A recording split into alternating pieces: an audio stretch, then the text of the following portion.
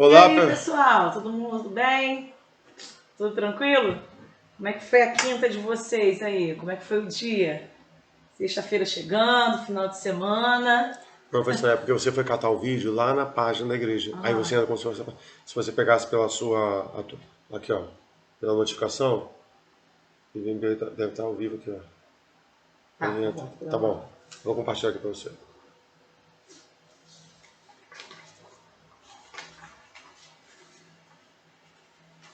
Lembrando de fazer umas anotações, pessoal, aí, dos pontos mais importantes. Sempre quando a gente chegar nesses pontos mais importantes, eu vou falar, olha, gente, vamos já falando aqui de pontos que são importantes, né? Para vocês já ficarem ligadinhos, anotarem, tá? Porque no final a gente vai ter uma provinha, né? De cada aula nós vamos ter 5 questões de múltipla escolha, então, molezinha, né? A aula do presbítero Mateus, semana passada. Hoje a aula aqui comigo, vamos estar falando sobre ética cristã, ética diaconal, né? Ou ética religiosa.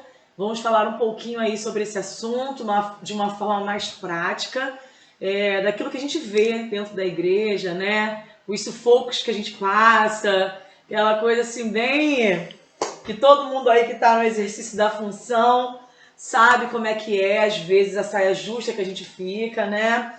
E como lidar com a situação da melhor forma possível, menos desgastante possível para as partes envolvidas, né? E sem nenhuma exposição, né? Nem da igreja, nem do corpo de Cristo, nem da nossa pessoa enquanto líder, ok? A Jo tá falando, a Jorge aqui tá falando que o som tá bom, todo mundo tá com o som legal. Então, olha só, gente, pra gente não perder muito tempo, tá bom? Nós vamos começar já a iniciar a nossa aula, o nosso encontro. Antes da gente começar, vamos fazer uma oração, amém? Quero estar orando com você. Tudo que a gente faz, né, é para a glória do Senhor. Não é uma aula comum, né? Assim, não é um estudo comum. A gente utiliza esse estudo aqui para o nosso aprimoramento, né? Do nosso serviço na obra do Senhor. Então, eu acho que mais do que qualquer sabedoria terrena, quando a gente se aplica a estudar a palavra do Senhor, quando a gente se aplica em relação a tentarmos nos aperfeiçoar, né? A melhorarmos para o serviço da obra do Senhor, Deus vê, né, o nosso desejo, qual é a nossa sincera vontade, a vontade do nosso coração, e com certeza ele nos ajuda, né? Ele abre o nosso entendimento para que a gente possa absorver aquilo que está sendo falado, e o seu Espírito Santo em nós traz entendimento, nos faz rever realmente coisas que precisamos estar mudando, coisas que precisamos estar pontuando, né, na nossa vida, ajustando para um melhor exercício daquilo que ele nos chamou. Amém? Feche os seus olhos aí onde você está. Nós vamos estar orando nesse momento. Senhor, eu quero te louvar, quero te bendizer, quero te adorar, Jesus. Quero te agradecer por esse dia, te agradecer, Senhor, pela sua presença na nossa vida. Agradecer ao Senhor, Deus, por tudo que fazemos, porque tudo, Senhor, é para o Senhor, tudo é para a glória do seu nome. Até quando tiramos, Senhor, momentos de descanso, momentos de lazer, momentos com a nossa família, tudo converge para o Senhor, né? E a nossa vida, na integralidade, ela pertence ao Senhor. Por isso eu quero te pedir nessa noite que o Senhor nos dê uma noite agradável na sua presença, que o Senhor possa nos abençoar, que o Senhor possa abrir a mente, o entendimento de cada irmão que vai estar ouvindo nessa noite esta aula. Senhor, que pela sua misericórdia eu possa ser um canal de bênção, Deus, nas tuas mãos, para estarmos aqui, Senhor, aprendendo a sua palavra, aprendendo, Senhor, a fazermos da melhor forma aquilo que o Senhor colocou nas nossas mãos. Nos abençoa, fica conosco, em nome de Jesus. Amém e amém. Vamos lá, pessoal. Boa noite ao pessoal que chegou aí. Marcelo, Georgette, irmã Fátima, Claudinha, minha mãe. todos que estão aqui assistindo conosco, sejam muito bem-vindos, tá bom? Nós estamos aí numa sequência de 4 encontros falando sobre diaconia, né? E hoje nós vamos estar abordando aqui o assunto de ética. Ética diaconal, ética religiosa, ética num contexto geral. E antes da gente entrar diretamente no assunto, no tema de hoje, eu não quero repetir, né, a aula do presbítero Mateus de semana passada, mas nós vamos falar um pouquinho, alguns pontos mais principais daquilo que ele abordou na semana passada, só para a gente relembrar um pouco o contexto, né, que estava existindo para que os diáconos fossem instituídos, né, o porquê, qual era a necessidade do momento. Então vamos lembrar aí o pessoal, de repente, que não conseguiu assistir a primeira aula, não ficar tão perdido assim, beleza? Presbítero Mateus deu uma aula falando sobre a instituição dos diáconos, né? Falou em relação aos apóstolos, do porquê que os apóstolos sentiram o desejo de instituir ali os diáconos, de levantar homens, né, para essa função, para essa comissão. Ele esteve falando sobre a questão da administração de bens, né? A gente sabe que a igreja primitiva, ela compartilhava as coisas que tinha, né? Vendiam propriedades, se ajudavam, verdadeiramente existia ali todo um entrosamento do povo em relação à doação dos seus bens pessoais, para que a igreja fosse mantida, para que as pessoas que eram, né, que serviam a Cristo fossem mantidas. E existiam aqueles bens ali que estavam para ser vendidos, né, as pessoas vendendo, se desfazendo de propriedades e gerando recursos financeiros, e os apóstolos com milhares de demandas, orando por pessoas, pregando a palavra de Deus, e ainda com um grupo aumentado, se viu nessa impossibilidade, se assim a gente pode dizer, uma impossibilidade de tempo mesmo, uma impossibilidade até talvez de gerência, né, em relação à questão de administrar esses bens. Então eles têm, né, essa humildade de entenderem que eles não estavam dando conta, numa linguagem bem popular aí, eles não estavam dando conta do recado, né? Tava tendo muita murmuração entre o povo, as viúvas questionando de que não estavam recebendo ali a assistência que elas esperavam receber, né? E eles tinham que começar a aprender a lidar com aquela situação e tentar resolver. E assim é a igreja, né, gente? As demandas chegam, os tempos mudam. A gente diz que o livro dos Atos dos Apóstolos não é um livro fechado porque a gente continua esse livro, né? A igreja do Senhor está aí, dinâmica, cheia de situações acontecendo, sociedade mudando o tempo inteiro. Então, coisas que a gente via no passado, que hoje não faz parte da igreja do presente, né? E eu tenho certeza que a geração, se acontecer de existir, né, a geração dos nossos filhos, das crianças de hoje, vão ver situações que a gente não vê, porque a sociedade está assim, em constante transformação. E aí estava ali essa situação. Eles precisavam regular as injustiças, as irregularidades que estavam acontecendo nessa igreja, ok? E vimos em relação à questão do levantamento dos diáconos, o que esse termo quer dizer. Diácono está ligado à questão do serviço, então diaconia está relacionada a serviço.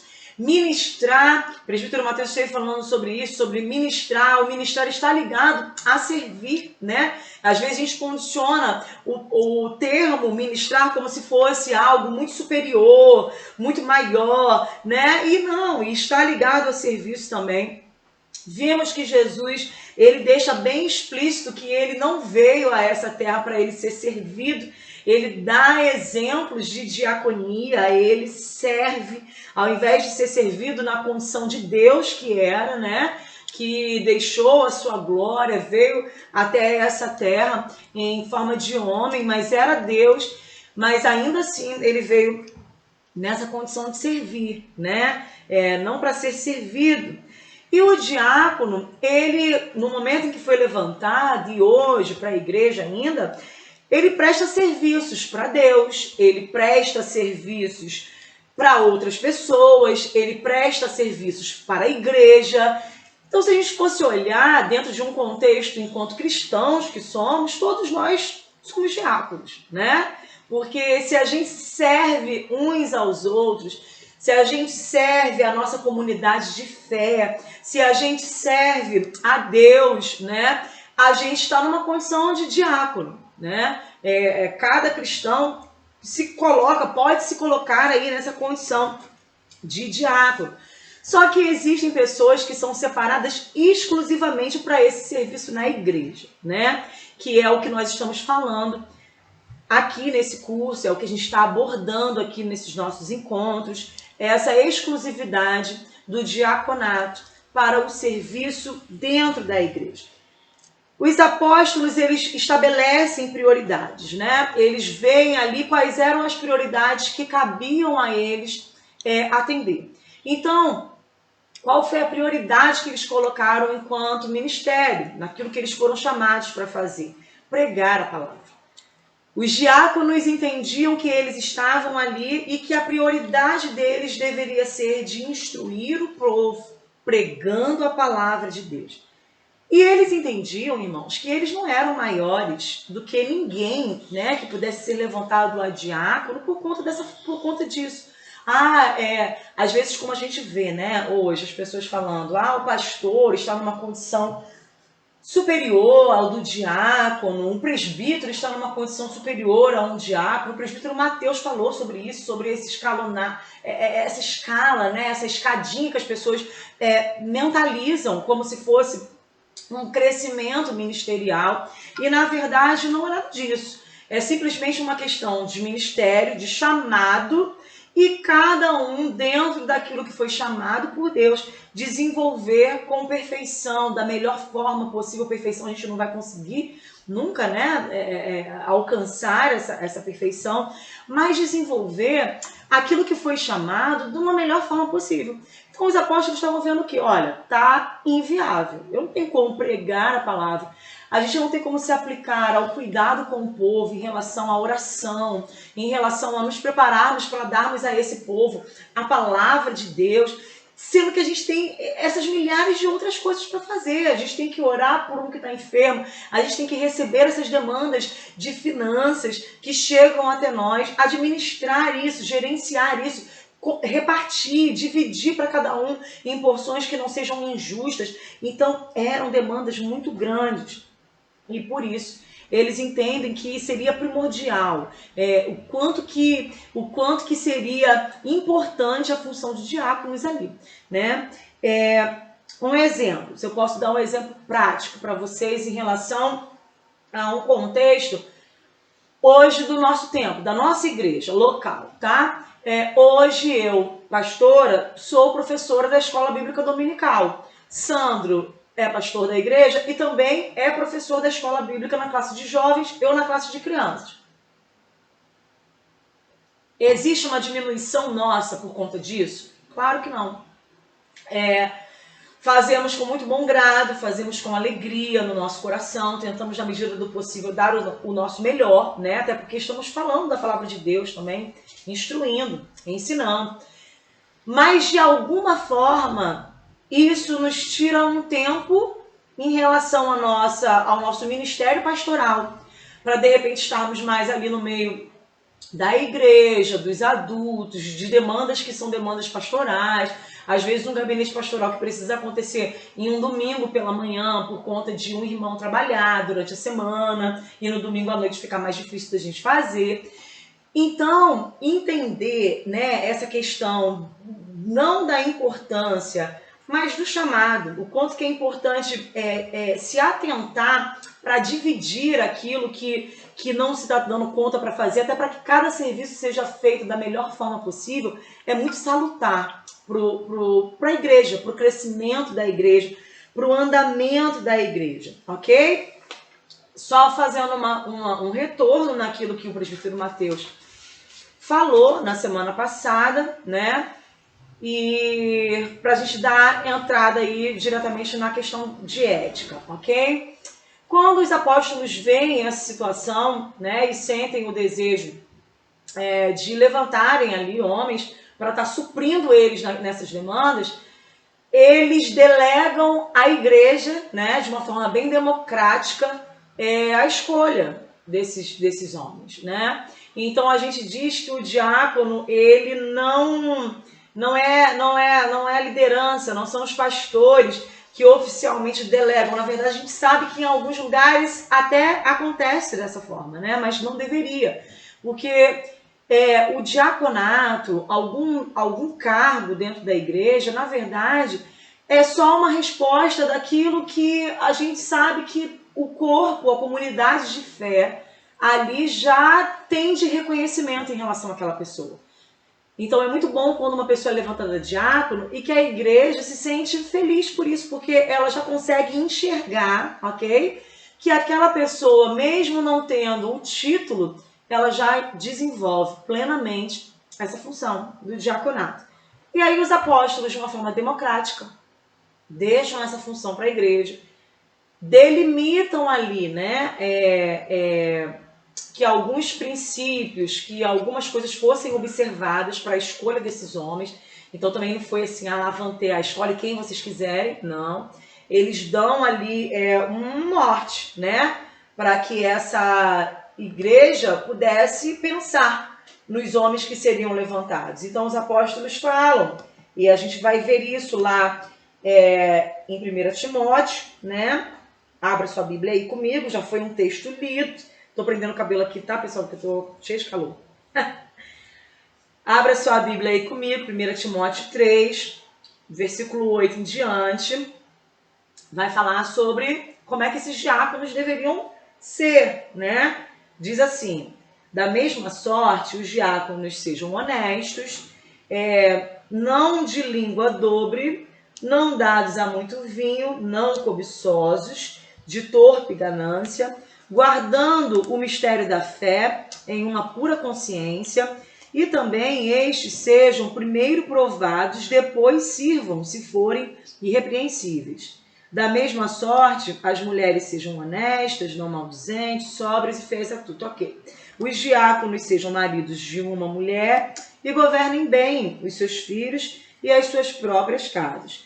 Porque os que servirem bem como diáconos adquirirão para si uma boa posição e muita confiança na fé que há em Cristo Jesus. Então os apóstolos dão ali um norte. Olha, escolham aí. Vocês vão levantar esses homens, mas se atentem para isso, ok? Você não precisa pesquisar, né? A árvore a gente conhece pelos frutos, né, irmãos? Às vezes a gente vê aí tanta coisa em relação a pessoas se autopromoverem como sendo algo que não são, na verdade, mas elas não conseguem esconder os frutos por muito tempo, elas não conseguem esconder o que elas são de verdade, né? Vão enganando ali em um determinado período, mas isso não vai perdurar por muito tempo. E aí acontece a escolha desses homens. Se dá a escolha lá de 7 homens, né? E esses homens, eles eram representantes daquela igreja. Como se hoje fossem, né, os políticos, os deputados, os vereadores, os senadores. É interessante aqui que, eu acho que o Mateus falou sobre isso também, que os homens que são levantados não são judeus. E aí parece que é meio contraditório, porque eles estavam ali numa condição de também reclamarem de injustiças que estavam acontecendo. Então eu vou levantar uma pessoa, os pastores talvez pensem dessa forma, eu vou levantar diáconos que estão somando força à igreja para me cobrar falhas que estão acontecendo na igreja? Claro que eu não vou fazer isso. Eu vou estar levantando um grupo para se rebelar contra mim. Algumas pessoas podem pensar dessa forma, alguns líderes podem pensar dessa forma, mas na realidade não é, né, gente? Quem melhor do que quem está inserido no meio do povo, que sabe das demandas do povo, que conhece aquilo que as pessoas estão precisando, né? Para ser levantado realmente como diácono dentro da igreja. E aí acontece a instituição desses homens, a gente vê que alguns se destacam, a gente tem Estevão, né, que além dessa questão do serviço, é muito usado na palavra, um Marte, morreu, né, por amor ao Evangelho de Cristo. Tudo isso desconfigurando essa questão aí de que ser diácono é menor, né? De que ser um diácono eu estou numa condição inferior a um presbítero, inferior a um pastor. Na verdade, só são realmente ministérios diferentes, mas que todos são de suma importância para o crescimento da igreja, para o bom andamento da igreja, para o bem-estar dos irmãos, da comunidade local, da comunidade de fé, da família que a gente é em Cristo Jesus. Beleza? Fizemos aí relembramos aí esse resumão da aula passada. Ficou alguma dúvida? Alguém quer falar alguma coisa? Fale agora. O cara se passa para a gente poder estar entrando mais propriamente aí no nosso tema de hoje. Entendemos aí que o diaconato nasceu de uma crise que estava acontecendo na igreja, foi a solução encontrada pelos apóstolos, ok, beleza? Vimos as qualificações que os diáconos precisam ter. E aí hoje a gente vai começar a falar sobre... O que foi? Oi, gente, tudo bom? Vai para o primeiro slide? Hã? Vai para o primeiro slide? Pro primeiro não, já passei todos os primeiros. Vou entrar no caráter transformado. Personalidade, você vai... Vou. O Sandro vai espelhar o slide aí. Os primeiros que que estão na frente, depois a gente pode até passar para vocês, tá? Esses slides, os primeiros são disso que a gente falou aqui, que foi muito abordado pelo presbítero Mateus já. Caráter transformado. Caráter transformado, beleza? Tá sendo espelhado aí para vocês. Caráter transformado. Nós vamos falar um pouquinho sobre caráter. Vamos falar um pouquinho sobre pessoas. Gente, difícil lidar com pessoas, não é mesmo? E antes da gente falar de caráter, a gente precisa primeiro falar de personalidade, beleza? Personalidade vem do grego persona. Todas as pessoas possuem uma personalidade. E aí, gente, vamos entrar aí num assunto legalzinho, um pouquinho legal, né? Falar sobre essa individualidade de personalidade. Enquanto estrutura psíquica que a gente tem, a gente é dividido em alguns pedaços, né? Cada ser, vou tentar falar de uma forma menos técnica possível para a gente conseguir entender, ok? Cada cabeça, cada cérebro tem a mesma estrutura, beleza? A gente é formado de um id, um ego e um superego. Esse ego é a persona, ok? É a personalidade. Id são os nossos impulsos. Ego é quem somos, persona. E o superego são os nossos valores, que a gente carrega, que a gente aprende na vida, ok? Então, a personalidade, que nem está dizendo aí o slide, ela é formada por um conjunto de características essenciais que inclui, por exemplo, temperamento e caráter. A personalidade de alguém o diferencia dos demais. Isso porque ela é sua identidade pessoal. Cada um tem a sua personalidade, sua originalidade, sua marca, beleza? Igual digital, cada um tem a sua personalidade, é da mesma forma. Não dá para unificar a personalidade. Por mais que a gente diga, nossa, essa criança, esse menino, como ele é igual à mãe dele, como que se comporta igual à mãe. Ainda que ele absorva muito, que ele tenha trazido muito do comportamento, da personalidade da mãe, do pai, ele não é a mãe, ele não é o pai, porque existem características ali que diferenciam esse indivíduo, ok? Diferenciam, o tornam único, o tornam só, exclusivo, ok? Não existe ninguém nessa terra que seja igual, nem os que são gêmeos, nada, ninguém é igual, beleza? E aí, gente, trabalhar numa igreja, você imagina, você está lidando ali com um grupo de diferentes pessoas. Olha que coisa linda! Várias pessoas que trazem dentro da sua personalidade, né, dentro da sua estrutura psíquica, os seus impulsos, ok? Que trazem o ego, que trazem o superego.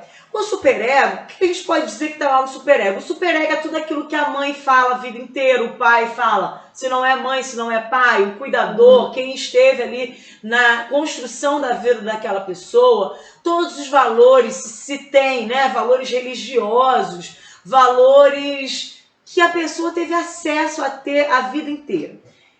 Esses valores estão no inconsciente, ok? O ego é o que eu sou. É o meu consciente, é o que eu tenho acesso, é o que eu sei que eu sou. Poxa, eu sou Ives, eu sou um pouco reservada, sou dessa forma, sou paciente, mas também não gosto de esperar muita coisa. Essa é a minha persona, isso é o que eu tenho condições de acessar, o que eu sei sobre mim. Só que inconscientemente, tudo que eu recebi na minha vida, tudo que eu ouvi, tudo que eu aprendi, tudo que me foi ensinado, os valores que me foram sendo mostrados ali, né, no curso da minha vida, estão em mim, ok?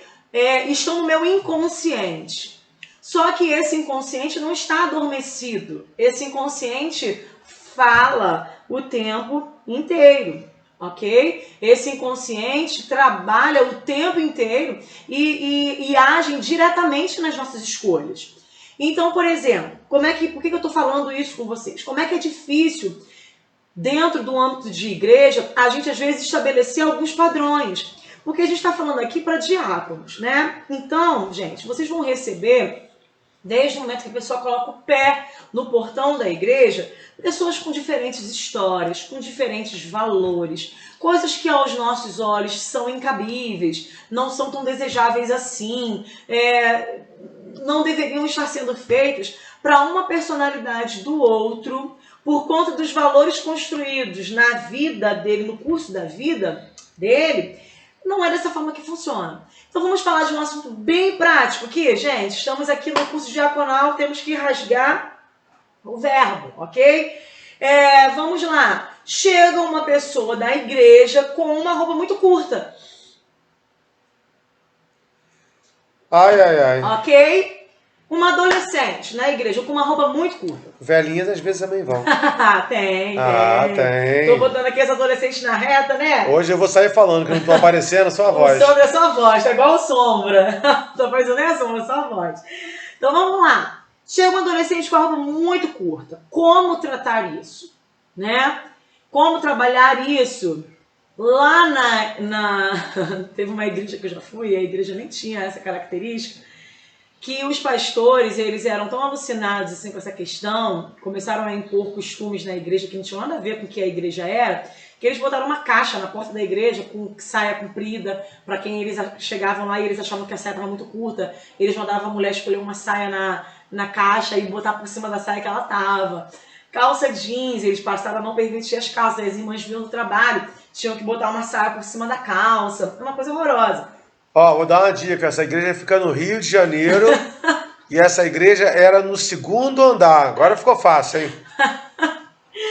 Então, tipo assim, foi um tempo meio catastrófico. Por quê? Você imagina, milhares de pessoas chegando para entrar para um culto e tinham ali, né, os seus valores, aquilo que entendiam que não tinha nada a ver, que não era pecado, e realmente não era, e chega ali e é tratado dessa forma. É imposto para eles, para elas, inclusive eu, irmãs. Eu me lembro que uma vez eu acho que eu tinha uns 12 anos, eu fui com uma saia verde de veludo e a saia era decentezinha.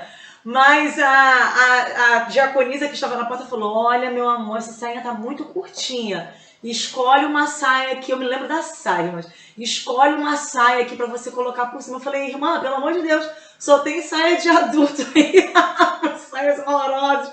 Falei, eu não vou botar não. Aí minha mãe falou assim, ela não vai botar nada, hein? Se ela tiver que botar a saia, eu vou embora, já tá enchendo o saco essa palhaçada já.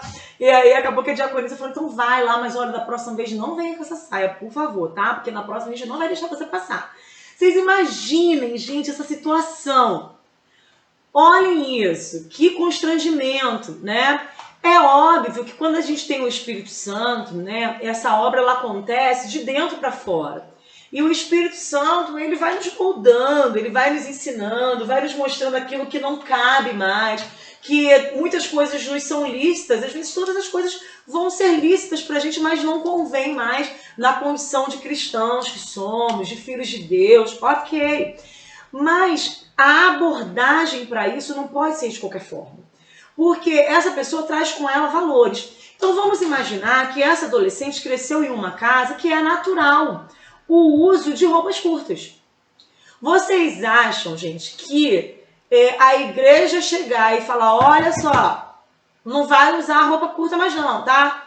Isso não tem nada a ver pra você. Ó, tá indecente, como eu já ouvi falar, tá? Isso é coisa de menina vulgar, isso é coisa de mulher da vida. Ó, já tem uma líder de adolescente aqui, vou nem falar que é a Silvia, né? Falando, Silvia, te amo. Tô falando adolescente, mas eu vou entrar nas senhoras e também. Quando é a mãe do adolescente que se sente garotinha. Aí esqueceu aquela passagem de Tito, né? As mulheres mais velhas ensinem as mais novas a como se portarem, a como tratar os outros, a como serem donas de casa. Rasgaram essa parte da Bíblia, né? Então vamos lá, tô aqui na nossa pobre adolescente, coitada, falando sobre isso. Então eu tô falando da adolescente só por uma questão de contextualizar para vocês, porque essa adolescente tem mãe, ok? E essa adolescente não trabalha. E quem comprou, inclusive, a roupa dela foi a mãe dela. Tudo bem, queridos? Então, se a mãe comprou essa roupa, é porque você já passa a entender que para aquele ambiente familiar, essa seja uma postura comum. Não se enxerga ali uma indecência, uma imoralidade, algo que seja incabível, algo que esteja sendo direcionado para o campo do vulgar. Porque dentro daquilo que foram os valores construídos, nesse superego dessa pessoa, dessa família, dessa mãe, que provavelmente exerceu influência na construção do superego da filha, existe essa estrutura montada de que para aquela família é comum fazer o uso de roupas curtas. Inclusive a mãe faz uso de roupas curtas, inclusive é uma dinâmica da casa, ok? Ives, então a igreja vai ter que ir compactuando se porque o superego dela é construído dessa forma. Então a gente simplesmente tem que se calar e deixar? Não, né? A igreja, ela está ali para instruir, ela está ali para orientar, ela está ali para ensinar. Eu só quero dizer que na condição de diácono que somos, e aí os irmãos que já são, os que estão numa condição de se levantarem, o presbítero Mateus falou aqui sobre alguns pontos, né, que deveriam compor a vida de um diácono. Ele falou sobre a sabedoria, ok? Justamente a sabedoria para saber lidar nessas situações práticas. Então, ao invés de repente, eu, enquanto um diácono, me juntar com outro irmão da igreja e falar, nossa, olha como é que aquela menina está usando roupa curta, cara, não é possível que nós estejamos percebendo que está indecente, não é possível. Não. A gente precisa se utilizar de sabedoria para conduzir essa situação, por entender que a gente está trabalhando em um grupo totalmente diferenciado de pessoas que carregam valores pessoais, que o valor daquela outra pessoa não é igual ao seu valor, não é igual ao meu valor, que o teu valor, irmão, não vai ser igual ao meu, que não vai ser igual ao do Sandro.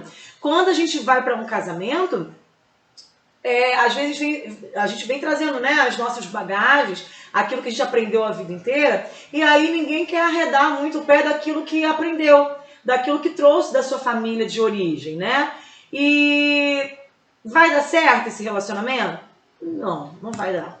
Porque quando você monta a sua família, quando você vai montar a sua estrutura familiar, você entende. É claro que você não se anula, esquece tudo que eu aprendi, porque ali está a sua persona, ali está a sua pessoa, mas vai ser estudada uma nova forma para aquela nova família que se criou. E quando a gente pensa em igreja, a gente tem que pensar um pouco dessa forma.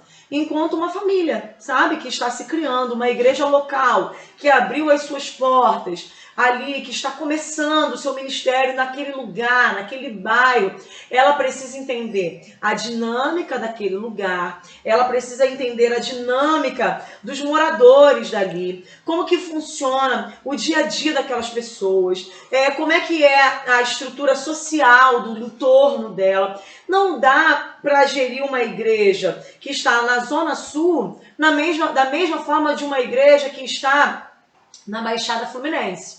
As demandas são outras. O Deus é o mesmo, gente, mas as demandas são outras. As pessoas são outras. A personalidade, possivelmente de uma pessoa que foi criada em um ambiente de comunidade, de alvoroço, de aglomerações, de se falar alto, de expor, de ser natural, uma casa com muito movimento, portão sempre aberto. Essa dinâmica vai ser uma dinâmica totalmente diferente de uma igreja estabelecida em um lugar onde as pessoas moram em prédios, em mansões, onde a pessoa não conhece o seu vizinho nem da direita, nem da esquerda. E aí você achar que você vai chegar nessa igreja, que você vai ter uma membresia, que vai ser falante demais, barulhenta, que abre as portas da sua casa para todo mundo. Não é. Aquela realidade ali é outra, porque a gente tem uma personalidade diferente, ok? Então, beleza, vamos lá, vamos seguindo. Dentro dessa personalidade, a gente tem a questão do temperamento, né? Então, a gente já viu que a personalidade ela é formada dessa forma, do id, do ego, do superego. O id são os meus impulsos. Toda vez que a gente que é cristão sente vontade de fazer alguma coisa, essa vontade passa pelo crivo do nosso ego, que é a nossa persona, somos nós. Eu sou aqui, não, se eu fizer isso eu vou me arrebentar, caramba, tal, não sei o que, Depois que passa por esse crivo do ego, do que eu sou, vai pro meu superego, que é onde estão os meus valores. Nossa, se eu fizer isso, meu Deus, minha mãe me mata. Minha mãe que já sempre falou a vida inteira comigo sobre isso. Não, a Bíblia diz totalmente ao contrário disso. Não, eu não posso me render a essa minha vontade, a esse meu impulso, a esse meu desejo. Vai passando por filtros, até que a gente consiga estabelecer aquilo que é bom, aquilo que é ético dentro daquilo que a gente crê, dentro daquilo que a gente pensa. Tudo bem aí? Alguma dúvida? Se tiver, vocês vão pontuando aí pra mim, beleza? E aí a gente vai ter os temperamentos. As pessoas têm as suas personalidades, né? São totalmente diversas umas das outras, vão ter temperamentos diferentes, né? Que são essas características, é a combinação dessas características inatas que a gente herda dos nossos pais, de uma forma inconsciente, né? Herda um pouco do meio em que se vive, vem muito correlacionado com essa questão também da nossa persona e que afetam diretamente o nosso comportamento. Afetam diretamente a forma como a gente se posiciona diante de uma situação. É o temperamento que torna a pessoa muito falante, extrovertida, ou uma pessoa mais introvertida, mais na dela, que faz com que uma pessoa se interesse por música, outra se interesse pela parte de esportes. Isso tudo está ligado à questão do temperamento. E aí a gente já viu, beleza, estamos no meio de pessoas com personas diferentes, personalidades diferentes, valores diferentes, superegos totalmente distintos, que estão lá no inconsciente acumulados, e isso tudo forma aquele sujeito, aquele indivíduo, numa questão temperamental, no temperamento dele, molda o temperamento. E aí a gente vai ter o sanguíneo, junto com o colérico, junto com o melancólico, junto com o fleumático. Gente, que samba do crioulo doido, não é mesmo? Olha, se a gente fosse falar assim, caramba, um espaço para ter tudo para dar errado. Igreja. Por quê?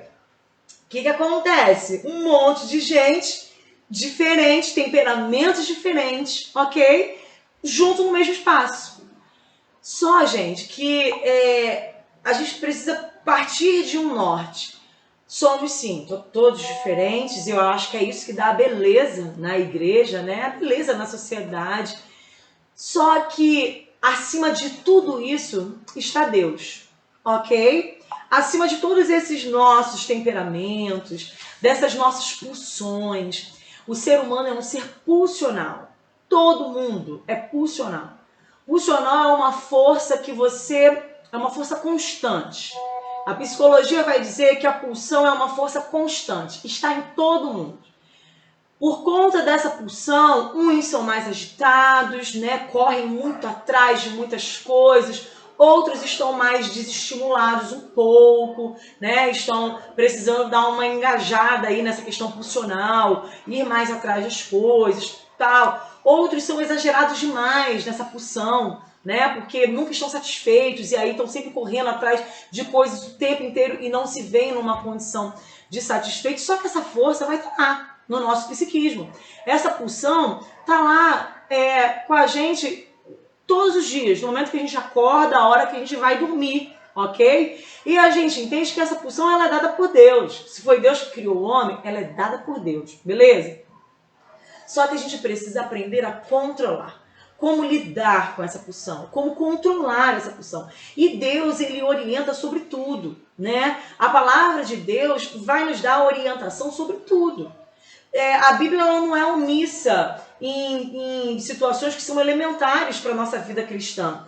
Então, Deus também estabelece condutas, normas, princípios para que o seu povo trace, para que o seu povo caminhe, para que o seu povo viva bem.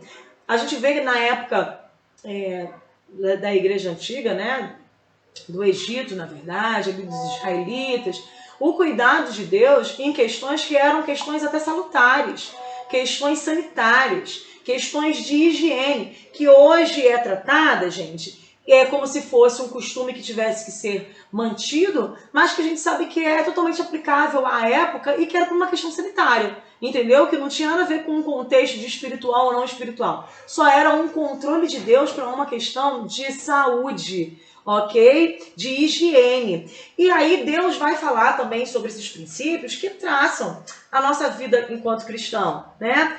Todos nós tomamos decisões da nossa vida, todos os dias da nossa vida, a gente toma decisões que são norteadas por questões éticas, ok?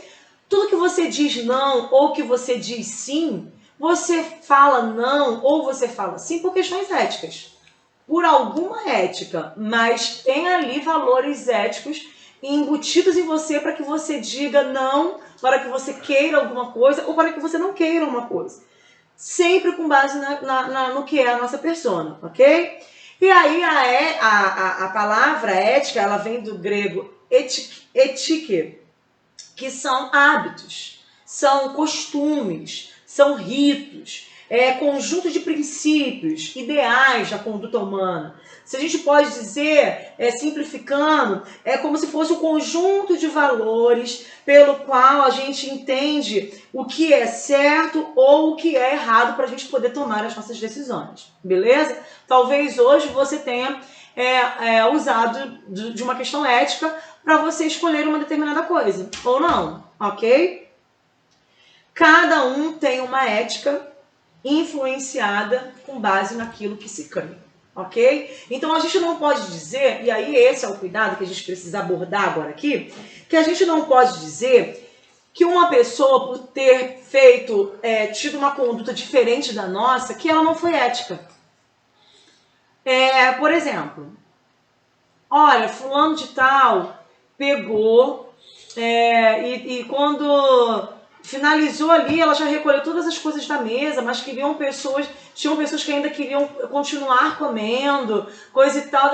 Nossa, que falta de ética.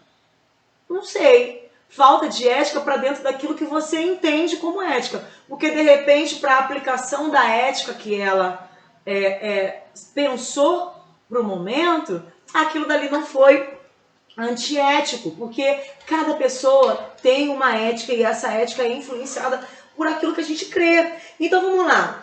Existem alguns tipos de ética hoje no mundo, que as pessoas pregam, que as pessoas vão falar sobre elas e que tem chegado dentro da igreja. Beleza? A gente vai falar sobre a ética humanística, são as principais que a gente vai abordar hoje aqui e como que a gente vê isso acontecendo dentro da igreja.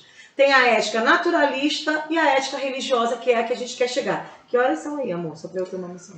São 8h47, estamos com 50 minutos de live. 48 minutos. É até 9h30, não é? Até 1h30, isso. Fizemos 8?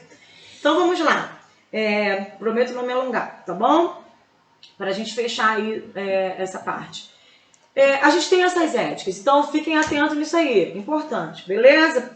Uma ética que é humanística, uma ética naturalista e a ética religiosa. São as principais éticas que a gente vai falar aqui. Bem, a ética humanística, o nome já diz, né? É aquela ética que o ser humano é o centro de tudo, ok? O ser humano passa a ser o centro de todas as coisas.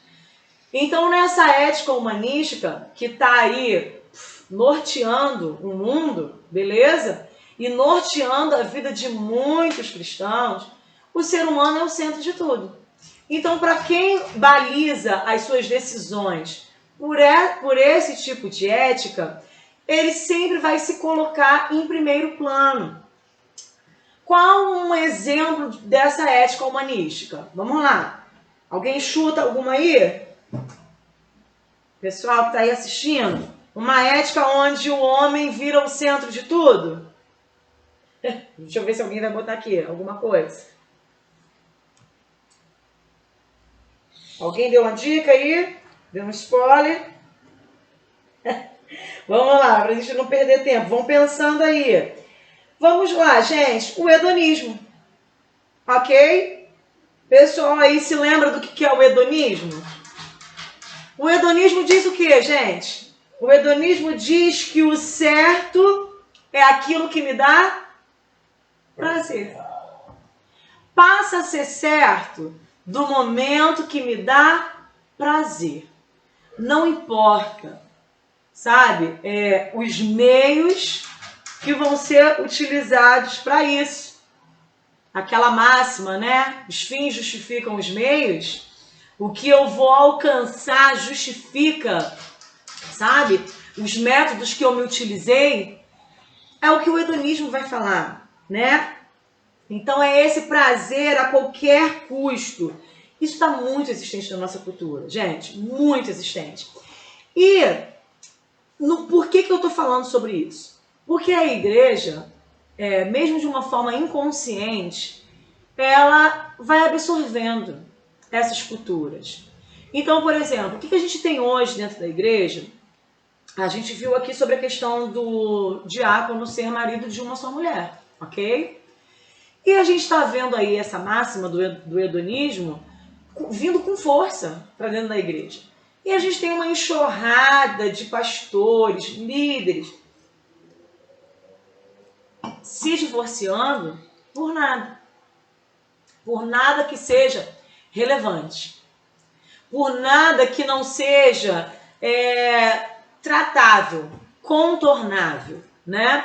Não estou falando aqui em casos de violência, abuso, ok? Adultério, onde as pessoas não conseguiram retomar ali as suas vidas. Não estou falando disso. Mas a igreja vai estar com várias pessoas chegando, gente, com essa demanda. E olha a situação. A gente está ali enquanto igreja, enquanto liderança, e vamos começar a receber essa membresia. Vamos começar a receber pessoas divorciadas, pessoas que já estão no segundo, no terceiro casamento, pessoas que não eram cristãs e que tiveram vários relacionamentos amorosos que foram desfeitos, outras que eram até cristãs mesmo, mas que foram seguindo esse caminho aí de dissolução de casamento, ok? E, gente, o que acontece? A gente vê muitas mulheres, muitos homens que alertam para o sentido de se sentirem discriminados dentro da igreja por conta disso. Sandra está aqui dormindo na minha frente, caindo com a cabeça para o lado. Discriminados por conta disso. Tô ouvindo tudo. Eu tô em espírito de oração. Olha só, gente, vamos lá. Muitas mulheres noticiam que se sentem discriminadas dentro da igreja, às vezes pela condição de serem divorciadas, de outras mulheres olharem ela com maus olhos, achando que a irmã vai dar em cima do marido dela, porque ela é uma mulher divorciada. De, às vezes, pessoas que são líderes, que deveriam acolher essa mulher, acolher esse homem, que vem de um relacionamento tão desgastante, né, emocionalmente falando, que na verdade ninguém se casa para se divorciar. É um desequilíbrio, é uma desestrutura, é um mal que está impregnado na sociedade e que infelizmente tem chegado em algumas famílias cristãs. Só que tudo bem não, né? Tudo mal, chegou na família cristã. O que fazer, queridos? O que fazer com esse membro? O que fazer com essa pessoa? Você está entendendo? Então, enquanto líderes, a gente precisa ter a sabedoria. Por isso, a questão de serem homens cheios do Espírito Santo. Minha cachorra saiu aqui do nada, gente. Ela estava tendo na porta. Gente, abriu a maçaneta? Não, acho que precisa da minha avó, não é possível. Porque a cachorra tem conseguido abrir a maçaneta, né? Então, tipo assim, por que desses diáconos precisarem ser homens cheios do Espírito Santo, cheios de sabedoria, que não sejam de tititi, de palavras, sabe? De disse-me-disse, de palavras de falsidade, de inconstância, por conta disso. Por conta disso. Porque essas demandas, gente, vão ser reais na nossa vida. Essas aparições, né? Esse dia a dia, essa rotina vai estar chegando dentro da igreja. Vai chegar para o nosso meio. E essa pessoa que chega, ela precisa se sentir acolhida. E aí a nossa função, o nosso papel vai ser de ensinar, orientar sobre a palavra de Deus, para que o Espírito Santo vá fazendo a obra de transformação e essa pessoa vai tendo a sua vida transformada, moldada pelo Espírito Santo, passando pela obra da santificação, sabe? Sendo regenerado, tendo uma mudança de mente, metanoia, né? Não se conformando com esse mundo, não tomando a forma desse mundo, mas transformando, né? Ele pela renovação do entendimento, pela mudança da mente, da mentalidade, ok? Fala. É uma coisa para a gente pensar também, para sair um pouco dessa coisa de mulher divorciada, que às vezes é um tema bem batido. Nós estamos nesse mês agora, é um mês de reflexão sobre crianças com autismo. Porque eu vou chegar nisso. Não pode falar. Então, lá na igreja, aqui na igreja nós temos uma criança. Nós temos uma criança autista que é. Não fala não, que a gente vai entrar nesse tópico. Então me volta. Quando depois. eu chegar nesse tópico aí, você pode ter a fala, tá bom? Porque a gente está no hedonismo ainda, então não vai se encaixar. Mas a questão que eu tô falando do hedonismo é porque a questão do prazer. De muita estar gente. Na igreja para sentir prazer. Isso aí, muita gente olha talvez para uma criança. Não só autista, mas que tem algum outro tipo de limitação ou alguma deficiência intelectual ou algum transtorno, e que essa criança é barulhenta e a pessoa se acha no direito, porque ela acha assim, tá vendo, essa criança aqui não tinha que estar aqui, tá atrapalhando o meu culto. Porque ela acha que ela tá ali para estar alegre, é o centro, né? Que ela é o centro e que ninguém tem o jeito. E aí ela se sente no direito de desejar que aquela criança não estivesse ali, que aquela criança tivesse o direito roubado de estar na igreja, e que muitas mães, você vai entrar nisso, né? Vou. Tá, então vamos lá, olha só. Diáconos. Ives, então a gente fica numa pendenga, né?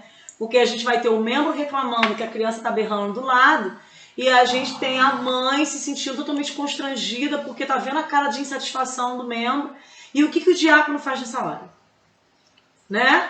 Porque a gente está ali. Então o outro membro daqui a pouco vai começar a se sentir desconfortável. Bem, o que a gente balizou aqui é que, na verdade, a medida de todas as coisas não é o homem. Deus passa a ser a medida. Beleza? O diácono precisa ter essa regra. Vamos lá, a medida de todas as coisas não é o homem. Deus é a nossa medida. Deus passa a ser a nossa medida. Então, se você está, né, dentro da igreja e você percebe uma pessoa muito intolerante em relação às demandas que estão acontecendo ali, é claro que você não vai ser indelicado com essa pessoa. Mas, se não for possível contornar naquele momento ali, aquele barulho, aquela situação que aquela criança, ela não está fazendo, né, de forma proposital, ela está fazendo de forma involuntária, né, porque realmente faz parte dela, aquilo dali compõe a persona daquela criança. É a criança, ela é dessa forma, e tudo bem, não tem problema dela ser dessa forma. A gente vai sempre, numa condição de repente ter que mediar isso daí, colocar Deus, né, como que Deus olharia para isso. E Deus não despreza ninguém, né? Deus, ele não trata as pessoas com acepção. Pode passar, Rosinha. Minha avó tá perguntando se pode passar, tá trancada lá no quarto, bichinha. Pode passar. Se a senhora aparecer no vídeo, a senhora tá bonitinha, não tem problema não. Vamos lá. Deus não trata as pessoas com acepção, não faz acepção entre as pessoas, sabe? Deus não diz quem é melhor, quem é pior. Se um membro, em um dado momento, se sentir muito desconfortável ao ponto, mesmo depois de ter sido feita a mediação ali de uma forma bem gentil, sabe? Bem, de forma sábia. Ô, irmão, deixa eu te falar um negócio. De forma que não constrange a mãe. Olha, essa criança, ela tem um transtorno, ela sofre de um problema, então por isso que ela emite esses sons um pouquinho mais altos. Você prefere que eu, de repente, tente localizar um outro lugar para você? Porque às vezes a pessoa pode se sentir mais confortável.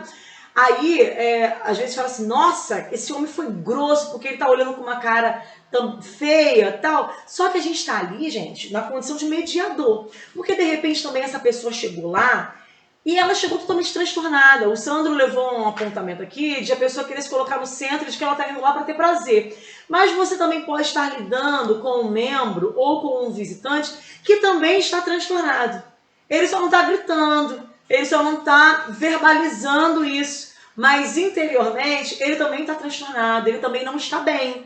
Então, se você pode mediar essa situação, faça isso. Irmão, olha, eu não tenho como mudar, né? Porque a criança aqui, ela é dessa forma, e a gente ama, a gente quer deixá-la bem à vontade mesmo, porque aqui é a casa do Senhor, ela está ouvindo a palavra de Deus, está aprendendo, mas eu tenho condições de repente, conseguir achar um lugar mais distante para você. Isso vai te deixar mais satisfeito? Isso vai resolver o problema do Senhor? Se quer que eu procure? Tal. Então, a gente pode, com sabedoria, agir nessas situações, beleza? Dentro dessa ética humanística, a gente falou do hedonismo, a gente tem a questão do utilitarismo, ok? O que seria esse utilitarismo? O certo é o que funciona. A ideia do utilitarismo é assim, o que é o certo? O certo é o que funciona, é o que cai bem, ok? Que nem a propaganda da cerveja, é o que desce redondo. E nem sempre, gente. Nem sempre o certo vai ser isso. Porque se a gente for ouvir em alguns momentos a voz da maioria, a voz da maioria gritou para que Jesus fosse crucificado, ok? Para que Barrabás fosse solto e que Jesus fosse crucificado. Então, essa modalidade aí de utilitarismo vai dizer o quê? Se a maioria acha que é legal, que é bom, tudo bem, tá dando certo, então tá tudo ok. E esse ideal aí dos utilitaristas, né, dessas pessoas que vão para esse viés do utilitarismo, eles vão falar sobre a questão da sobrevivência dos mais aptos. Ok? Eles vão dizer assim, ó, as pessoas, elas precisam estar aptas para uma determinada coisa. Elas precisam servir para uma determinada coisa. Logo, se ela não serve, ela precisa ser descartada. E é aqui que a gente ia entrar nas questões dos transtornos, ok? Porque, Ives, mas isso não acontece na igreja. Não, imagina. Imagina, irmãos. O irmão foi diácono, serviu. Foi professor da escola bíblica dominical, serviu. Ajudava na limpeza da igreja, mas agora ele está passando por um problema muito grave de enfermidade. ou no seu casamento. E ele não está mais podendo estar tão presente. Ele não está tendo nem vigor, na verdade. Ele está vivendo um momento da vida dele que ele precisa de orações, que ele precisa ser sustentado, ele precisa ser ajudado por essa igreja no qual ele tanto serviu, no qual ele tanto ajudou, entendeu? E de repente, mesmo nas limitações, a gente sempre tem como servir de alguma forma. Mesmo que o nosso serviço seja em oração pela vida do outro, ninguém se torna inútil. Do momento em que uma pessoa está dentro de uma comunidade de fé e ela passa a se sentir inútil, porque a comunidade de fé a faz sentir desta forma, irmãos, perde todo o sentido de estarmos como família de Cristo. Então eu olho às vezes, e aí que eu ia falar com o Sandro, que a gente está entrando nisso, que a gente olha às vezes aquele irmão, que às vezes na igreja ele é tido como assim, esse aí é um maluquinho. Vai funcionar. O que foi? Acerta aí. Minha avó. Algumas de forma pejorativa. Eu sei que às vezes a gente fala de forma carinhosa, brincando, coisa e tal, mas em outros momentos não, tá? Em outros momentos a fala é de uma forma bem pejorativa mesmo. Quem é? Aquele irmão, aquele doidinho, né? Aquele maluquinho, aquele não sei o quê. Não. E a gente não vai nem se percebendo o quanto que a gente se torna, sabe, utilitarista. Vocês estão entendendo? A pessoa é top, tipo, ela muito útil na igreja, nossa, um irmão super influente, porque movimento daqui, movimento dali, vai pra lá, vai pra cá, tudo que pede resolve, faz, mas na hora que o irmão se torna sem condições de fazer isso, ele passa a ser descartado. E aí, gente, dentro da igreja, a gente vai ter várias pessoas com transtornos de cunho mental mesmo, né, que vão ser os transtornos classificados pelas CIDs, das doenças, ok? Pessoa com tique. A gente vai ter pessoas com toque, com transtorno obsessivo compulsivo, cheio de tique, né?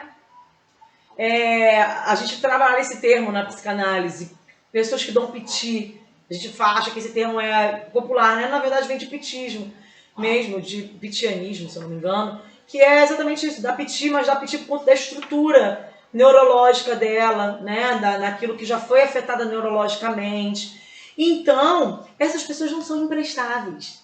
Essas pessoas, elas não são inúteis. Essas pessoas, elas não estão ali só para compor um cenário, sabe? Encher banco de igreja, deixa ali passando despercebido. Não, gente. Elas são persona. Ok? Elas percebem, elas têm sentido, elas ouvem, elas observam olhares. São pessoas instituídas também, igual a mim, a você, de id, de ego, de superego. Elas são pessoas, só que elas veem o mundo e se portam, às vezes, diante de algumas situações de forma diferente. Mas isso não tem problema. Ok? Não há mal nisso, não há problema nisso. Então, o Sam estava falando aqui sobre a Nicole, né? A Ana Paula hoje até me mandou uma mensagem perguntando se eu tinha fotos da Nicole, vídeos que ela, acho que ela estava montando um vídeo para falar sobre o santo que pediu, porque para abordar para outras mães a importância de estar levando crianças que têm necessidades especiais para a igreja, né? Essas crianças, elas não precisam ficar reclusas, elas não precisam ficar escondidas, elas não são desagradáveis para o ambiente, elas não vão trazer irritação para as pessoas que estão ali. Não deveria trazer para nós enquanto igreja de Cristo, ok? Vou dar um exemplo aqui meu, pessoal. Dentro da nossa família, a gente tem a dinâmica de trabalhar com filhos que sofrem de transtornos, né? Então, assim, é uma rotina fácil? Não, não é. Graças a Deus, não tem a questão cognitiva, né? Assim, que gera algumas outras afetações. Mas geram questões comportamentais. Então, eu tenho um filho com TDAH, eu tenho um filho com TOD. Você imagina esses dois filhos, um com hiperatividade, ok? Bem distraído, disperso, o outro com TOD, totalmente opositivo, desafia, e é transtorno. E vai chegar um determinado momento que, se não contornar, vai ser medicamentado, vai precisar passar por parte medicamentosa. Ok, mas por conta disso, eles precisam não congregar? Não. Crianças autistas precisam não congregar? Não. Pessoas que sofrem de depressão e são mais tristes, são mais depressivas, são mais melancólicas, precisam não congregar? Não. Pessoas que são mais histéricas, porque também é um transtorno, tá? Às vezes você é uma pessoa muito eufórica, falante, mexe em tudo de todo mundo, se intromete onde não foi chamada, também é um tipo de transtorno. Tem pessoas que são histéricas, ok? Precisam não congregar por isso? Não, não precisam não congregar. Quando a gente parte da premissa de que Deus passa a ser essa medida, né, de que Deus passa a ser a medida para todas as coisas, se torna bem mais fácil conseguir, não é aceitar o irmão, que a gente não tem que aceitar ou não aceitar, né? Quem somos nós? Se Deus não despreza, quem é a gente para dizer se a gente aceita ou se a gente não aceita? Mas fica bem mais fácil a gente conviver, inserir, trazer para junto de nós essas pessoas que são tão discriminadas, marginalizadas na sociedade, gente. Ok? A igreja, ela tem essa função. A igreja, ela tem esse papel de englobar a todos, ok? E aí, vamos lá, enquanto diácono... Rapidinho, voltar aqui à situação. Então, por que eu coloquei isso? Nós estamos no mês sobre que é trabalho o autismo, de consciência sobre essa condição, né, sobre esse transtorno. E aí, hoje as pessoas têm a sensação de que o pessoal fala assim, gente, olha, o número de pessoas com deficiência psicológica está aumentando. Não é que está aumentando, talvez eu possa até estar em alguns transtornos emocionais. Mas a questão é que hoje elas estão mais expostas. Porque o que as pessoas faziam antigamente? Escondiam seus filhos não iam para a escola. Até morrer, né? Eles não iam para a escola, eles ficavam vegetando dentro de casa, ficavam reclusos. Então, assim, era fácil, a gente escondia. O que a gente precisa pensar é o seguinte, a igreja vai andar no rumo desse mundo de cercear a palavra de Deus para essas pessoas. E aí, quando eu estou falando aqui sobre a questão do autismo, é porque eu estava conversando com a Ana Paula e ela falou assim, Sandro, eu tenho muitas amigas que não congregam em igreja nenhuma, porque elas sempre têm a sensação de que estão incomodando o culto, de que o filho delas está incomodando, como é difícil. E ela agradeceu pelo fato de estarmos ali. E aí a nossa intenção para fazer um vídeo com a Nicole é de incentivar essas mães. E como a Nicole desenvolveu, né? Incentivar essas mães a estarem indo para a igreja, não se constrangerem, e se em algum momento passarem por algum tipo de constrangimento da igreja, que ela possa buscar uma outra igreja, mas que elas não cerceiem a própria vida. Sim. De ouvir a palavra de Deus e também. Por exemplo, a gente está falando de autismo, mas, por exemplo, quando a gente fala sobre a questão de respeito, então, por exemplo, um autista, ele tem muita dificuldade de som alto, ele fica nervoso, ele fica tenso. Ou um idoso que também não aguenta som alto. E aí a gente vai numa igreja em que não há um respeito com essas pessoas, que o som é estridente, que eles dizem que para ter a presença de Deus tem que fazer barulho. Então, assim, até que ponto para eu atrair a presença de Deus, eu tenho que estar maltratando, né, expondo meus irmãos em Cristo ao sofrimento, à angústia, porque é muito angustiante, é desesperador. Essa semana eu vivenciei. Teve um dia atípico lá na escola e alguns alunos meus atípicos começaram a chorar, ficaram muito desesperados por conta da agitação. Então a igreja não é somente, eu preciso aturar, não é aturar, não é eu tenho que aceitar, não é aceitar, é amar, não é aceitar, é amar. Sim. É olhar para ele com um olhar que Deus olha, com um olhar de amor e com um olhar de misericórdia. É promover para ele, eu não estou promovendo, eu não estou ajudando o autista para que a igreja tenha um bom culto, não, eu estou ajudando o autista para que ele também tenha um bom culto. Então a gente não está aturando, a gente não está aceitando, é olhar com um olhar de amor. Sim, sim, verdade. E aí, gente, na questão prática aí, diáconos, quando Ó, vocês Monique receberem... botou aqui, ó, verdade, pastor. O amor é paciente, o amor é bondoso. E o pouco que se tem hoje na igreja é paciência. Sim, sim. E aí, tipo assim, às vezes as pessoas vão falar, né? Ai, Ives, mas é porque a gente, às vezes, o membro tá chegando lá da dinâmica de ter trabalhado um dia inteiro, já tá com a cabeça quente. E é difícil mesmo chegar e ter essa situação toda. Gente, quando a gente entende o amor, isso tudo passa, né? Quando a gente se entende como família, como corpo de Cristo, o nosso cansaço, sabe? A nossa irritabilidade, as nossas neuras que a gente viveu durante o dia, tudo isso é deixado de lado, sabe? Quando a gente dá vazão ao Espírito Santo para que ele nos ensine a amar, né? Para que ele, sendo o próprio amor e que habita dentro de nós, nos ensine a praticarmos esse amor.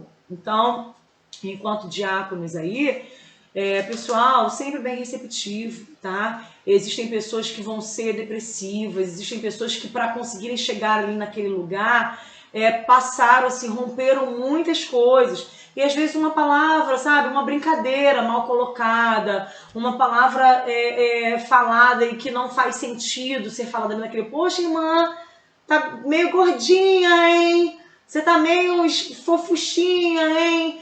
Irmã, essa combinação aí não ficou muito boa, não, hein? Tá feia, tá estranho, tá... Não, gente, não. Olha, na função de liderança, né? Não é que a gente tem que ser cheio de milindre, nada disso não. Mas o quanto menos a gente puder entrar na vida privada da pessoa, a não ser que ela nos coloque isso, o quanto menos a gente puder expor a pessoa a algo que talvez ela não queira ser exposta, ela não está te pedindo a sua opinião, sabe? Ela talvez ela vai se sentir desconfortável em ouvir aquilo. Às vezes a mulher saiu de casa e aquela foi a única roupa que ela achou que caiu bem nela. E aí você pode dizer que ela não está tão bem assim. Ai, irmã, olha, arruma esse cabelo da próxima vez. Mas ela te pediu essa informação, sabe? Ela te pediu ajuda nesse sentido. Então tem palavras que para nós podem soar como um cuidado, né? Assim, não, mas eu tô falando para ela ficar mais atenta, coisa e tal, para o ouvido do outro que já não está bem, que já está sensível, que já está deprimido, que já está sofrendo do casamento, que já está com milhares de outras demandas. Não foi nada que somou. E aí, às vezes, o culto dessa pessoa pode ser roubado nesse momento por conta de uma falta de sabedoria na condução da chegada daquela pessoa. Então, vamos ter sempre nos nossos lábios palavras agradáveis, sabe? Palavras boas de serem ouvidas, a palavra de Deus. Quando a gente não tiver nada, na verdade, que a gente não tenha muito do que falar de nós, que a gente venha falar da palavra de Deus. E a palavra de Deus, ela não, por mais que ela nos corrija, ela não vai gerar essa sensação, né, de tristeza. Porque mesmo quando Deus nos corrige, ao final a gente se sente amado por essa correção, porque a gente entende que enquanto Pai, Ele nos corrige, ok? Dentro dessa ética humanística, correndo um pouquinho, qual é a hora aí, amor? 9h15. 9h15, gente, vamos correr. Dentro dessa ética humanística ainda, a gente tem aquela questão existencialista, que são aquelas pessoas que são muito céticas em relação a um futuro bom. Então, a gente tem cristãos assim, como a gente não sabe como é que vai ser o futuro, o que nos espera, a gente tem que aproveitar o hoje, tem que aproveitar agora. Então, o certo é eu agir da forma que eu desejo agir. Se eu quero experimentar maconha, eu experimento. Se eu quero a igreja, não pode me privar disso, porque a gente não sabe sobre o futuro e a gente não tem que ficar preso a coisas que nos são impostas, né? E a gente tem mais que aproveitar. E isso não é uma coisa muito distante, tá? De alguns discursos que a gente tem visto de cristãos, ok? A próxima ética aí é a naturalista, que vai... Para de quê? Bater na mesa, tá vibrando. Tá. A ética naturalista, que vai dizer que a natureza, que é usada como base para as coisas, ela vai dizer que a natureza dita qual é o padrão que a gente tem que seguir, e aí vai dar o exemplo da vida animal, né? Sobrevive os mais fortes. Então, se parece um pouco com o utilitarismo, né? É a sobrevivência daqueles que são mais aptos, daqueles que são mais espertos, e deixam de fora todos aqueles que não se adequam. Então, assim, muito próximo do que a gente já falou aqui do utilitarismo, dessa questão de que é a lei da sobrevivência. Vai se manter, vai se estabelecer aqueles que forem bons, aqueles que forem aptos, aqueles que aguentarem o tranco. Só que isso não se adequa para a igreja. Porque a Bíblia vai dizer que sempre vão existir os fracos. Ok? E que para esses fracos, a gente precisa ter ali toda uma paciência, sabe? Enquanto de repente mais fortes que somos, para a gente ir guiando esse irmão que é mais fraco na fé, sabe? Aquele irmão que você fala e, meu Deus, parece que esse irmão não amadurece nunca. Mas esses mais fracos sempre vão existir. Então essa ordem é dessa lei de sobrevivência aqui, de que só os aptos ficam, só os muito bons ficam. Não, isso não é um contexto que pode ser trazido para dentro da igreja, ok? E aí, por fim, vamos falar da ética cristã, a ética religiosa, né? Que é a ética que tira da Bíblia os seus preceitos. O manual para essa ética aqui é a palavra de Deus. Então, o que vai nortear uma ética cristã são os preceitos bíblicos. O que é um resumão da ética cristã, se a gente pode dizer? Essa ética entende o quê? Que o homem, ele é imagem e semelhança de Deus, né? E a ética cristã está exatamente nessa revelação que Deus fez de si mesmo nas Escrituras. Deus revela para nós o que Ele é. Aí nós vamos ver a questão dos atributos comunicáveis, daqueles atributos incomunicáveis de Deus. Nós, enquanto imagem e semelhança de Deus.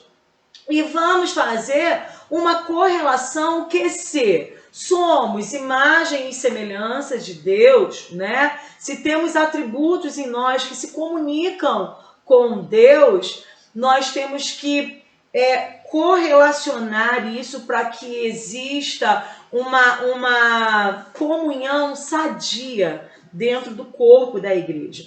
E aí a gente vê lá nos mandamentos, né? Quando Deus dá os mandamentos, e que esses mandamentos são resumidos em 2 mandamentos, que vai dizer o quê? Olha, amem a Deus sobre todas as coisas e ao próximo como a si mesmo.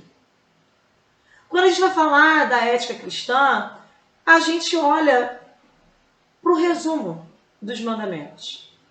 A gente precisa entender que a gente precisa amar a Deus sobre todas as coisas. Então, o serviço da diaconia, e que eu vou fazer ele com excelência, sabe? Eu vou fazer ele com alegria no meu coração, de forma a dar para Deus o meu melhor, porque eu amo a Deus acima de todas as coisas, e eu tenho prazer, ou eu me esforço ao máximo em tentar cumprir a sua palavra, os princípios que ele deixou para a sua igreja, os valores que ele deixou para que as pessoas consigam viver bem no âmbito familiar, no âmbito da comunhão, na fé, na sua vida secular. Tudo isso que Deus deixou, eu vou me esforçar, porque eu amo a Deus, eu amo a sua palavra, e eu amo o meu próximo como eu amo a mim mesmo. Então, eu olhar para o meu próximo com esse olhar de amor já freia muita coisa que talvez eu faria, sabe? Mas quando eu trago a minha memória que eu preciso amá-lo do jeito que eu me amo, eu já, eu não gostaria de passar por isso. Eu não gostaria de viver essa situação. Caramba, olha a situação constrangedora que meu irmão está sendo exposto.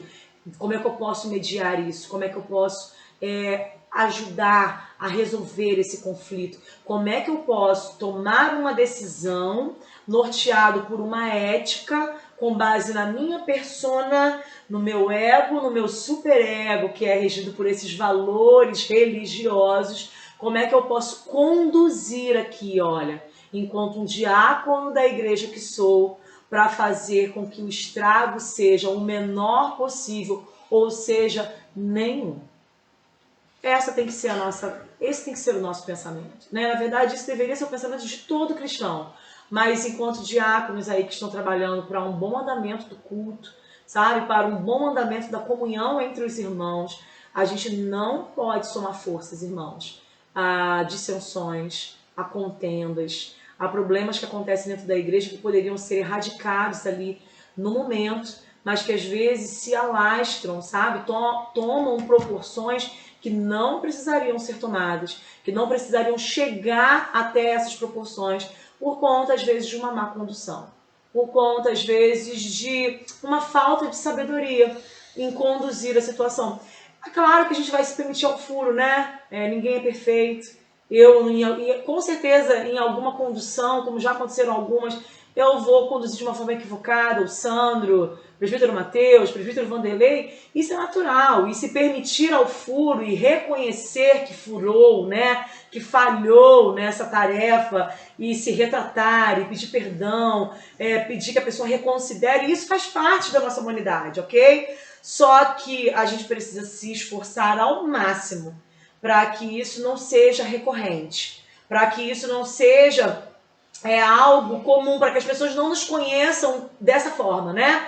Como o Mateus falou aqui na semana passada, para que a gente não seja conhecido como, aquele diácono, aquele diácono é grosso, nem vou falar com ele, nossa, aquele diácono fala muito, ele é fofoqueiro, e nossa, aquele irmão ali, não deixa chegar no ouvido dele não, que se chegar no ouvido dele todo mundo já vai ficar sabendo. Não, essa visão sobre nós não pode acontecer, né? A gente, pela misericórdia do Senhor, a gente precisa ser visto aos olhos da igreja como pessoas sábias, como pessoas no qual elas se sentem à vontade em chegar e que sabem que ao chegarem vão encontrar palavras de conforto, vão encontrar tentativas, pelo menos, de medidas que vão tentar ajustar, né, as injustiças, os erros que estão acontecendo, que foi o que aconteceu no período aí da instituição dos diáconos pelos apóstolos. A visão era justamente essa, era sanar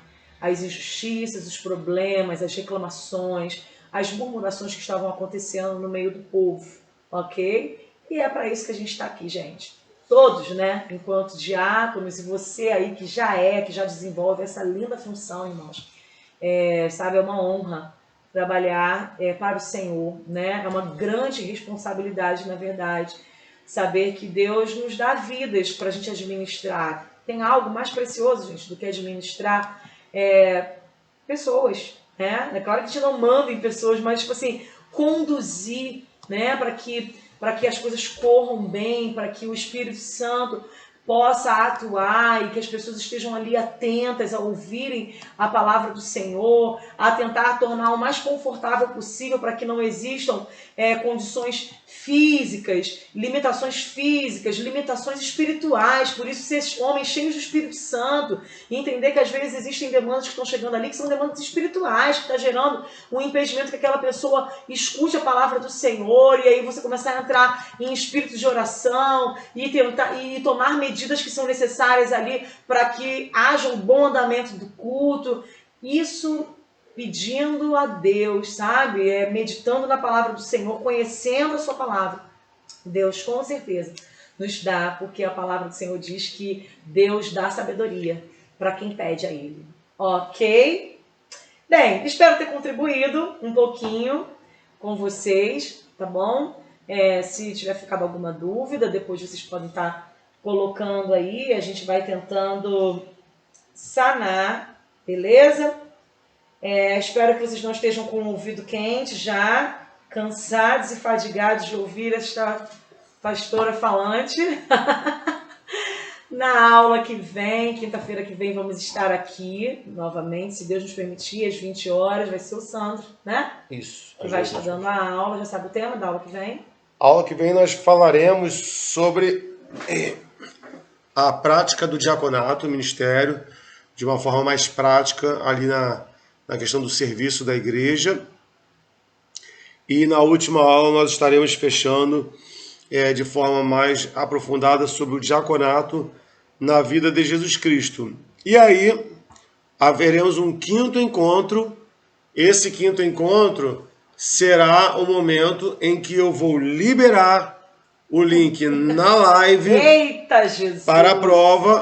E aí vocês terão mais ou menos uma faixa aí de 8, 1h30, que é a hora que a aula rolava. 1h30 para fazer as 20 questões. Olha, gente, eu digo que essa ideia foi do pastor. De marca X, porque a gente precisa parar com esse hábito de que crente não lê, de que crente não estuda.